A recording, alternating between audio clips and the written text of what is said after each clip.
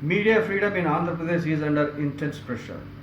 Now it has come under the clutches of the judiciary, which is the most potent and powerful organ of the state. What is the working tool of the judiciary? Or what is the weapon? Obviously, that could be seen on the bench of the judges. It is the hammer. When the hammer is your weapon, every other problem looks like a nail or a pin. This adage has been proved once again when judiciary's reaction to freedom of speech and expression comes before it. As it is being seen in the recent order of the Andhra Pradesh High Court, where it has passed an interim order restraining media, including the social media, from reporting anything against the first information report FIR filed against the top law officer of the state who worked during the previous regime.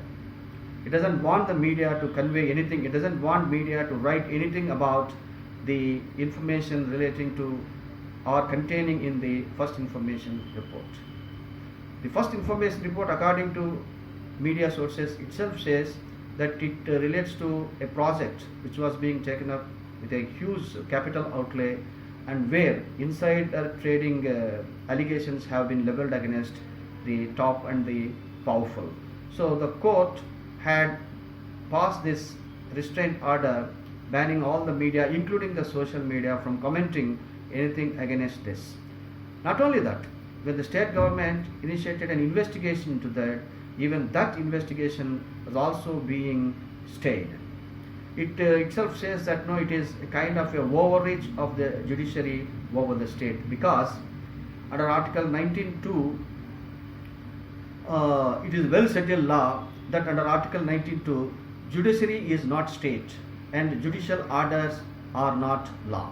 So judiciary is not a state, because even under Article 12 also, it was explicitly excluded judiciary from the definition of the state. Actually, who passes the laws? See, the law is passed by the state. It is the prerogative of the legislature. It is the prerogative of the state to pass the law, and the state would act according to the law. So if any restrictions or impositions to be placed on media, it is a state which has got the prerogative of passing any laws restraining or preventing the media from reporting anything which is adversary or which is against the interests of the state. Any gag order, any blanket gag order against the media has got very serious consequences. It not only hurts, or it not only hurts the freedom of speech and expression of citizens, but also the citizens' right to receive information is also being affected. So in a democratic setup, citizens have got every right to know what is happening, because the will of the people is the will of the state. The will of the people is the will of the state. So when the will of the people is not being known to the state, how on the earth that the democracy is being progressive? Even otherwise also, if you look at the gag orders that are being passed by High Court or Supreme Court, so where does they get this power to pass the gag orders?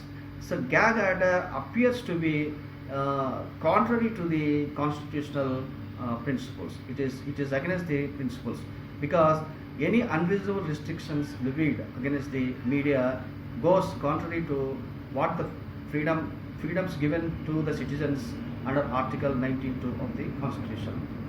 More often than not, the Supreme Court gets under Article 129 of the Constitution, which gives the power to punish for contempt of itself. So most of the time, Article 129 read with Article 142, which gives the Supreme Court the powerful power to do complete justice. So 129 and 142 go read together.